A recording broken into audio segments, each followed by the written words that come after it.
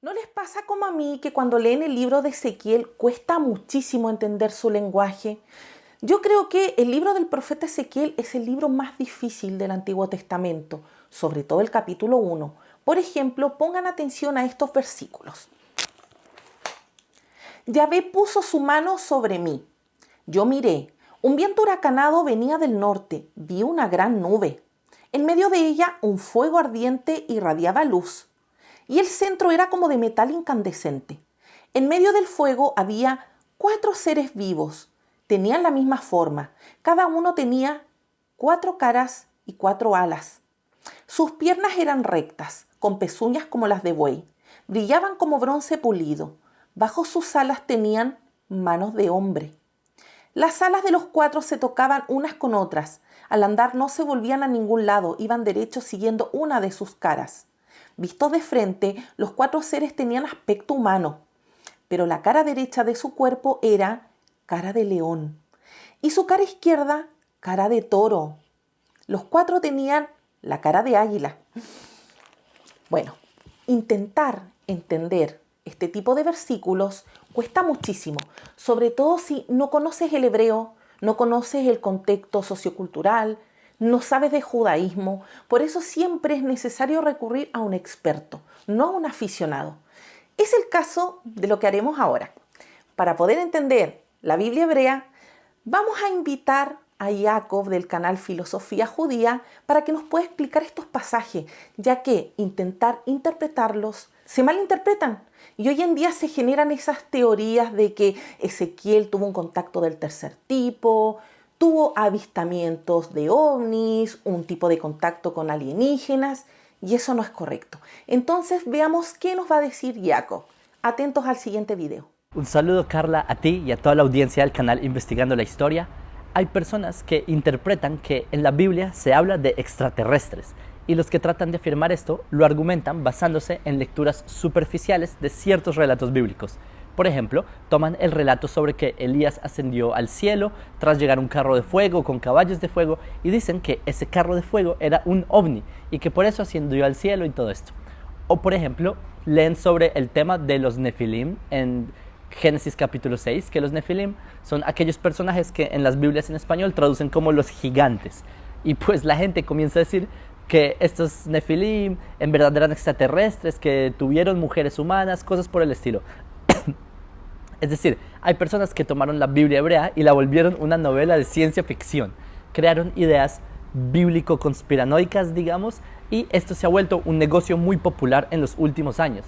Así ocurre incluso en documentales de History Channel acerca de, no sé, los Anunnaki, y hasta hay canales de YouTube donde le sacan provecho a la Biblia sacándola de contexto. Y por eso yo creo que es importante que si una persona quiere entender lo que realmente dice la Biblia hebrea, ¿por qué no preguntarle a un judío? O por lo menos, ¿por qué no preguntarle a alguien que sepa el idioma de la Biblia, el hebreo? Es más, sobre este tema yo incluso le preguntaría a un científico si realmente tiene sentido este cuento de los ovnis en la Biblia a nivel racional. Por casualidad yo soy judío y también soy científico, pero en todo caso quiero hablarles de otro ejemplo famoso que utilizan para tratar de decir que la Biblia habla de ovnis y de extraterrestres y todo esto. Y esto es acerca de la visión del primer capítulo del libro de Ezequiel, Yehezkel en hebreo. El capítulo 1 de Ezequiel es tan intrigante que en la tradición judía tiene un estudio por sí solo. Ese capítulo en la tradición judía se conoce como Maaseh Merkavah. Les voy a resumir brevemente de qué se trata Maaseh Merkavah y verán la complejidad del asunto. Esta es una visión que se repite 4 veces en el libro de Ezequiel. Les voy a describir básicamente lo que dice Ezequiel y quiero que ustedes ahora utilicen su imaginación, pero les advierto, no se asusten porque en serio esta es una descripción difícil y por eso no es de sorprender que hay personas que se imaginan extraterrestres cuando leen este capítulo. El núcleo de la visión de Ezequiel es que aparecen 4 criaturas vivientes, cada una con 4 caras, de hombre, de león, de toro, de águila, y tienen 4 alas, 2 extendidas hacia arriba que tocan entre sí los unos con los otros y 2 que cubren el cuerpo. Así bajo sus alas ellos tienen manos de hombre, sus pies están rectos, resplandecen como el cobre, que a propósito arqueológicamente se han encontrado sellos persas del siglo VI antes de la era común, en donde se ven imágenes similares a esta descripción de seres de 4 alas con cuerpos de hombre que están alzando el cielo y todo esto. Pero, cierro paréntesis, en la visión de Ezequiel, encima de sus cabezas se extiende el firmamento brillante, debajo de sus pies hay ruedas que les permiten a estas criaturas moverse en cualquier dirección, y estas ruedas están llenas de ojos, que a propósito, estos ojos simbolizan la visión total de Dios.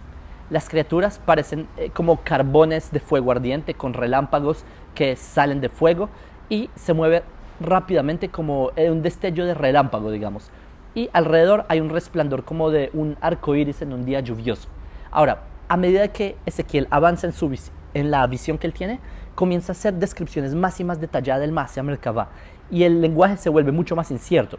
Ezequiel, al final de este capítulo, habla de que hay una semejanza con un trono con apariencia de zafiro, y que sobre la semejanza del trono hay una semejanza como la apariencia de un hombre. Y esa es la semejanza de la gloria de Dios. Ezequiel 1:28. Así termina la visión de Ezequiel, luego él cae al suelo y escucha una voz. Ahora, esto que les acabo de decir, yo sé que para un religioso es difícil de escuchar, porque en el judaísmo nosotros procuramos explicar que Dios no tiene forma. Pero lo cierto es que la Biblia hebrea muchas veces utiliza expresiones físicas, materiales, para explicar características de Dios. Recuerden que fue a partir de los filósofos del medioevo cuando se empezaron a desarrollar terminologías para explicar que Dios es abstracto y cosas así. Surgieron términos como antropomorfismo y otras definiciones filosóficas para explicar el lenguaje de la Biblia hebrea en relación a las descripciones de Dios. Porque, por ejemplo, si ustedes leen la Biblia hebrea, dice cosas como la mano de Dios, pero no puede ser, porque Dios no tiene mano. Es evidente que el lenguaje que usa la Biblia hebrea para explicar ideas es un lenguaje distinto al que usamos hoy en día para explicar ideas. Por ejemplo, si hoy en día utilizamos palabras de la filosofía kantiana como el fenómeno y todo esto, antes no era así. Isaías, para explicar características de la divinidad, él no te va a decir el nuómeno y cosas así. Lo que él te va a decir es: vi a Dios sentado en un trono alto y sublime. ¿Sí me entienden? La terminología del Tanaj es así, y no porque sea literal que Isaías vio a Dios sentado. La experiencia profética y la terminología del hebreo bíblico tienen otro propósito. Cuando describen la gloria de Dios por medio de términos como zafiro y todo esto, el punto no es describirte a un extraterrestre, sino te tratan de transmitir conceptos a través de un lenguaje natural que hoy en día entendemos distinto. A propósito, incluso hay muestras arqueológicas de épocas contemporáneas a Isaías. Por ejemplo, la arqueóloga Eilat Mazar, ella encontró en Jerusalén un sello perteneciente al rey Ezequías, que tiene símbolos egipcios que representan abstracciones sobre la divinidad, como el sol y cosas así. Pero no es la figura de un dios como tal, como persona. Y les recuerdo que Ezequías es recordado por haber sido muy estricto en la devoción a Dios. Es decir, en la cosmovisión judía de antaño te explicaban ideas con terminologías distintas a las terminologías filosóficas de la modernidad. De hecho, por el contrario, la narrativa sacerdotal del Tanaj explícitamente describe a Hashem como que creó al hombre a su imagen y a su semejanza. El profeta Ezequiel en sus visiones es fiel a esta premisa, a esta forma hebrea de explicar las cosas. De hecho, también encontramos algunos otros profetas que testificaron que vieron a Dios, como Micaías, hijo de Imla, esto es en Primera de Reyes 22:19, y también Isaías, como les dije, que vio sentado a Dios, también Amós 7:7, y de manera indirecta Jeremías 1:9, que usan conceptos como de visión respecto a Dios. Ahora, ¿entienden por qué hay gente que intenta insinuar que Ezequiel habla de ovnis? Porque la gente se fija en la descripción como tal, pero la desconectan de la cosmovisión hebrea. Ahora, yo me puedo poner a analizar este capítulo de Ezequiel con ustedes, pero hay un problema. En la Torah oral, en la Mishnah, en el Tratado de Hagigah, está escrito que los judíos no podemos enseñar al público el significado de este capítulo de Ezequiel. Por lo tanto, no me voy a detener mucho en explicarles la razón de esto ni los detalles sobre este capítulo, pero sí les quiero explicar algunos puntos que hay que tener en cuenta sobre el estilo de Ezequiel. Porque de esta manera ustedes van a poder ver que realmente no tiene nada que ver con extraterrestres. A propósito, hablando de esto, los sabios de Israel casi que no incluyen a Ezequiel en la Biblia hebrea, pero fue gracias a un sabio que se llamaba Hanania ben Hizkia ben Gaón que al final el libro de Ezequiel terminó siendo incluido en el Tanaj. Y la razón de por qué no querían incluir Ezequiel era por dos razones. Uno, porque en los capítulos del 40 al 48, Ezequiel trae una descripción sobre los sacrificios del futuro templo de Jerusalén, y esta descripción de Ezequiel explícitamente es contradictoria con lo que dice la Torá. La segunda razón por la cual no querían agregar Ezequiel en la Biblia es por el capítulo 1, porque el capítulo 1 de Ezequiel contiene algo que los judíos llamamos los secretos de la Torá. O sea, la explicación del Maaseh Merkavah es considerada un secreto de la Torá. Pero si uno quiere en general entender las ideas que presenta Ezequiel, lo primero que una persona debe hacer es entender su estilo de redacción. Si entendemos la forma en la que está escrito el libro de Ezequiel, esto nos puede ayudar a entender el punto del capítulo 1 de este profeta. Si me permiten contarles un dato curioso sobre mí, cuando yo tenía 15 años de edad, yo estuve entre los finalistas de una competencia internacional, la más prestigiosa del mundo, acerca de los conocimientos de la Biblia hebrea. Uno de los métodos que utilizamos para aprendernos a los profetas de memoria es conocer su lenguaje. ¿Cuál es el lenguaje característico de Ezequiel? El profeta Ezequiel, de hecho, es demasiado único.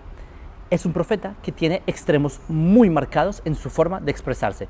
Por ejemplo, muchísimas veces Ezequiel utiliza un lenguaje sumamente sacerdotal. O sea, Ezequiel es un profeta que habla como si fuera un sacerdote del templo. Y es muy difícil tratar de separar la parte profética de la parte del lenguaje de sacerdote de Ezequiel, porque es un lenguaje muy técnico, muy descriptivo. Es tan así que incluso uno podría pensar que el libro de Ezequiel se escribió en Jerusalén, y no fue así. O sea, su conocimiento ritual es tan detallado que pareciera que el libro de Ezequiel no fuera redactado en Babilonia. Hay investigadores que dicen que partes fueron escritas en Jerusalén, pero la opinión aceptada entre los académicos es que no, que Ezequiel fue escrito en Babilonia en general. Pero el punto es que Ezequiel utiliza un lenguaje sacerdotal muy parecido al libro de Levítico, o utiliza ciertas expresiones que aparecen en el libro de Éxodo. Y este es un detalle muy importante, porque es justamente una de las características textuales del capítulo 1. Porque si uno está familiarizado con lo que se llama la fuente textual sacerdotal, uno puede notar que este capítulo utiliza mucho este estilo de lenguaje. No me voy a detener mucho en este punto para no hacer este video muy difícil y muy largo, pero eso se puede ver, por ejemplo, en la descripción de los querubim y otros detalles de los querubines. Otro aspecto interesante del estilo textual de Ezequiel es que su libro no es como los demás profetas, sino que Ezequiel, en particular, él logra combinar un estilo de prosa con un lenguaje sumamente técnico y detallado. Ezequiel te va a dar detalles de detalles, él te va a dar analogías y luego te va a explicar las analogías, lo que significa. Es un profeta muy elaborado. Por ejemplo, cuando él habla de la profecía de los huesos secos, que después de Ezequiel de darte toda la descripción, toda la visión, capa por capa, luego Ezequiel te explica que estos huesos son Israel. O sea, en términos textuales, Ezequiel tiene un tecnicismo muy alto al expresarse. Ezequiel te repite las frases, pero dichas de distinta manera, y te hace juegos de palabras que incluso a veces tienen sentido del humor. Aunque bueno, también Zacarías ocurre este estilo, pero la diferencia es que cuando Zacarías escribe, te hace descripciones, lo hace de forma poética. En cambio, Ezequiel no. Ezequiel tiene algunas partes de poesía, pero la mayoría es en prosa, y Ezequiel lo hace con un carácter sacerdotal, no con un carácter poético. Y esto de que se repitan las mismas ideas proféticas, pero de distintas formas, es algo que ocurre porque al parecer llegaron distintas tradiciones de Ezequiel, y estas distintas frases de sus, digamos, hechos proféticos se recopilaron y se unieron en un solo texto como lo tenemos hoy en día. A propósito, quizás por eso en la Septuaginta, que es la traducción al griego, en la Septuaginta de Ezequiel, a veces ustedes se van a encontrar un orden distinto de los versículos. Así ocurre, por ejemplo, en el capítulo 7, en donde están los mismos versículos que en el texto masorético, pero en un orden distinto. Pero, en fin, volviendo al tema de los marcianos de Ezequiel en el capítulo 1, este es un capítulo que juega con las palabras en hebreo. Es muy técnico, y por eso yo creo que para comenzar no se puede ignorar la importancia del hebreo en este capítulo. Ezequiel te usa términos muy únicos en toda la Biblia, como por ejemplo la palabra hashmal, o términos que en hebreo no son fáciles. Pero Ezequiel no está tratando de describirte extraterrestres, sino que ese es su estilo de escritura a lo largo de todo su libro. Incluso cuando Ezequiel te describe el futuro tercer templo de Jerusalén, lo hace así, utilizando un lenguaje muy complicado, muy detallado, muy típico de la fuente sacerdotal. Y créanme que el tercer templo no es un extraterrestre, sino que ese es el estilo del profeta. Y miren, yo sé que no todo el mundo sabe hebreo, o sea, no pasa nada en verdad. sino que les digo esto porque muchas veces se van a encontrar personas en redes sociales y todo, tratando de explicar la Biblia, pero resulta que estas personas ni siquiera conocen el alefbet, el alfabeto hebreo, no tienen ni la más mínima idea, no tienen preparación del tema, y lo que ocurre es que vienen de otras áreas del estudio y se ponen a tratar de explicar el Tanaj en hebreo. Y esto causa confusión, porque como ustedes pueden ver, el día de hoy empiezan a hablar sobre extraterrestres en Ezequiel, y por eso mi mensaje es que no coman cuento, busquen fuentes confiables, busquen personas que saben del tema. Y ahora, puntualmente, ¿Ezequiel habla de extraterrestres? La respuesta es que no. Desde el punto de vista que mencionamos antes sobre las descripciones de las características de Dios, realmente no hay una diferencia esencial entre las visiones de Micaías y Isaías y la visión de Ezequiel. Simplemente que la descripción de Ezequiel es más precisa y más detallada. Lo que los profetas anteriores dicen a veces en pocas palabras, Ezequiel lo ilustra con una precisión geométrica hasta los detalles más pequeños. Ahí es donde radica la diferencia textual. Por eso es que la noción de que Ezequiel habla de extraterrestres no tiene sentido. O sea, Ezequiel capítulo 1 es esencialmente lo que hablan todos los demás profetas, solamente que él tiene un estilo sacerdotal y detallado. Ese es todo el punto. Ahora, el tema de Maaseh Merkabah no es exclusivo de Ezequiel, incluso en los libros apócrifos como Ben Sira se menciona la Merkabah. Es más, hay otros lugares en la literatura apócrifa como el libro de Enoch, capítulo 14, en donde se ven estas ideas. Y estos textos son del periodo del Segundo Templo. Además, hay algo muy interesante que estas temáticas que se ven en Ezequiel capítulo 1 incluso tienen paralelos en representaciones asirias de la antigüedad. Por ejemplo, los Lamazu, que también se les conoce como Karubu o Keribu, depende si lo pronuncias en acadio. El Lamazu o Keribu, que de hecho suena como Keruv en hebreo, querubín, eran criaturas mitológicas con un cuerpo de toro, aras de águila, con cabeza de hombre. ¿Suena familiar? Pues, así como lo describe Ezequiel, pues hay muestras arqueológicas de Lamazu que se han encontrado en el palacio del rey Sargón y cosas por el estilo. Ahora, la idea es entender que el lenguaje que utilizan los profetas es distinto al nuestro, tiene una cosmovisión distinta. No es porque hayan visto extraterrestres, sino porque te están tratando de presentar ideas. En fin, hay muchísimo que hablar sobre este tema. Les dije, el Maaseh Merkabah tiene un estudio por sí mismo. Pero, sea como sea, la lección que les quiero dar son 4 lecciones. 1, continúen sus estudios. 2, sigan aprendiendo del canal Filosofía Judía, mi canal, también del canal Investigando la Historia. Y 3, no coman cuentos. Y 4, sean buenas personas, porque con extraterrestres o sin extraterrestres, la idea es que sigamos siendo buenas personas, ayudemos al mundo y les envío un saludo, shalom.